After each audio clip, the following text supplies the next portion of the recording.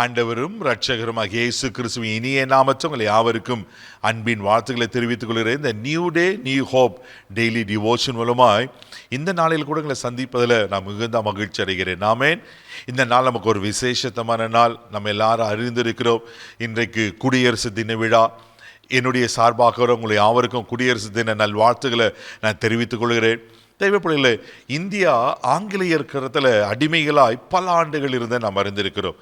நம்ம தேச பிதாக்கள், தேச தந்தைகள், ஆமீன், நமக்கு முன்னோர்கள் அதை போராடி பல பாடுகள் பட்டு அந்த இந்தியாவை மீட்டு, ஆமீன், அடிமைத்தனத்திலிருந்து விடுதலையாக்கி ஒரு சுதந்திர இந்தியாவை பெற்று தந்தார்கள். 1947 அதை நடந்து நம்ம அறிந்திருக்கிறோம். சுதந்திரம் அடைந்து 2 ஆண்டுகள் 11 மாதங்கள் 18 நாட்கள் கழித்து இந்திய அரசியல் அமைப்பு சட்டம் ஒன்று உருவாக்கினார்கள்.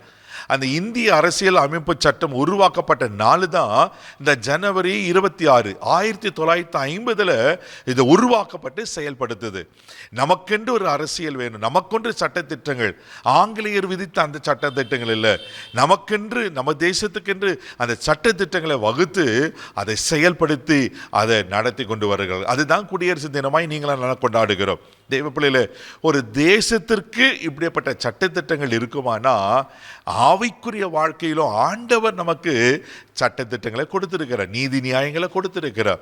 ஆண்டவர் பிள்ளைங்களுக்கு அநேக காரியங்களை ஆண்டவர் சொல்லியிருக்கிறார்.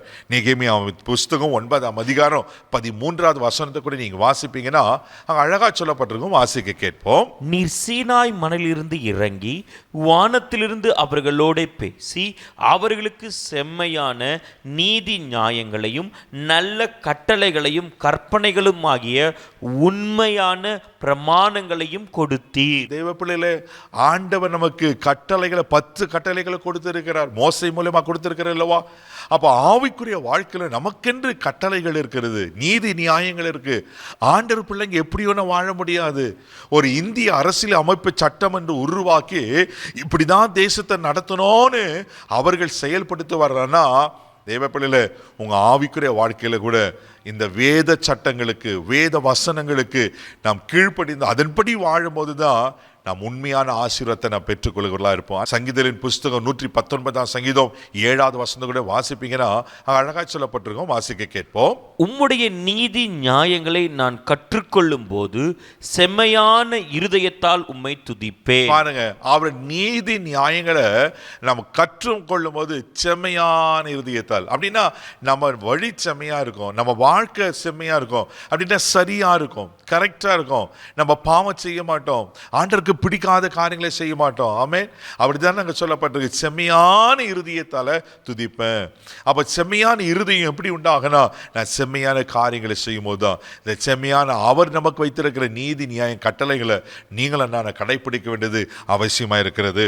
எஸ்ராவின் புஸ்தகம் 7ஆம் அதிகாரம் 10வது வசனத்தை கூட வாசிப்பீங்கன்னா எஸ்ராவை குறித்து அழகான சாட்சி இருக்கும். வாசிக்க கேட்போம். கர்த்தருடைய வேதத்தை ஆராயவும் அதன்படி செய்யவும் இஸ்ரவேலிலே கட்டளைகளையும் நீதி நியாயங்களை உபதேசிக்கவும் எஸ்ரா தன் இருதயத்தை பக்குவப்படுத்தி இருந்தான். பாருங்க, எஸ்ரா தன் இருதயத்தை பக்குவப்படுத்தி, எதுல பக்குவப்படுத்தி கொண்டிருந்தாரா? ஆண்டவருடைய நீதி நியாயங்கள், ஆண்டவருடைய கட்டளைகளை செய்வதில். ஹல்லேலூயா. தெய்வ பிள்ளையில, இன்றைக்கு உங்களுடைய என்னுடைய வாழ்க்கை எப்படி இருக்கு யோசித்து பாருங்க. இன்னைக்கு நாம் வேத வசனத்தின்படி வாழுகிறோமா? இன்னைக்கு நம்ம அர்ப்பணிப்போம். இந்த நல்ல நாளில், குடியரசு தின நாளில் நம்மையும் அர்ப்பணிப்போம். ஆண்டவருடைய வார்த்தைகளுக்கு, நீதி நியாயங்களுக்கு, கட்டளைக்கு நான் கீழ்ப்படிவேன், அதன்படி நடப்பேன், எனக்கு உதவி செய்யுங்க ஆண்டவர் கேளுங்க.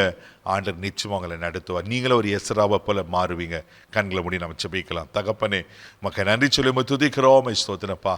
ஆண்டவரே, உங்கள் சட்டத்திட்டங்களுக்கு கீழ்ப்படிந்து உங்கள் நீதி நியாயங்களை கடைபிடித்து செம்மையான இருதயத்தோடு செம்மையான வழியில் நடக்க எங்களுக்கு உதவி செய்யுங்கப்பா. இந்த நாள் முழுதும் கரம் எடுத்து நடத்தும். இந்த தெய்வீக பாதுகாப்புக்கு ஒப்புக் கொடுக்குறோம். எங்கள் தேசத்தை எங்கள் கரத்தில் ஒப்புக் கொடுக்குறோம். தேசத்தை நீங்கள் பாதுகாத்துக்கொள்ளுங்க. தேசத்தில் ஆசீர்வாதங்களை, நன்மையான காரியங்களை கட்டளையிடும்படியாக ஜெபிக்கிறோம். கிருபைக்கு ஒப்புக் கொடுக்குறேன். இயேசுவின் மூலம் ஜெபக்கலாம் பிதாவே, ஆமென். அவர் நீதி நியாயங்களை கடைபிடிங்க. நல்லா இருப்பீங்க. God bless you.